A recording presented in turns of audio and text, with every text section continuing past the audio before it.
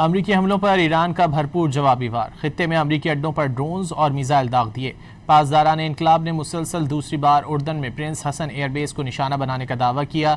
ایرانی میڈیا کے مطابق پاسداران انقلاب نے ایک بیان میں کہا کہ اس کی فورسز نے بحرین میں شیخ عیسیٰ ایئر بیس کو بھی ٹارگٹ کیا۔ پاسداران انقلاب نے کویت میں بھی فضائی اڈوں پر حملوں کا دعویٰ کیا۔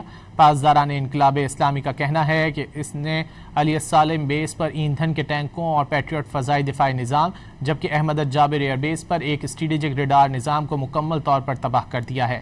پاسداران انقلاب نے کہا کہ یہ حملے ایران کے خلاف امریکی فوجی کارروائی کے جواب میں اس کے آنکھ کے بدلے آنکھ آپریشن کے تیسرے مرحلے کے دوران اس کی ایرو اسپیس فورسز کی جانب سے کیے گئے تھے۔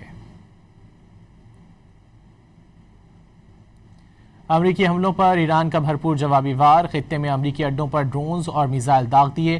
پاسداران انقلاب نے مسلسل دوسری بار اردن میں پرنس حسن ایئر بیس کو نشانہ بنانے کا دعویٰ کیا ہے۔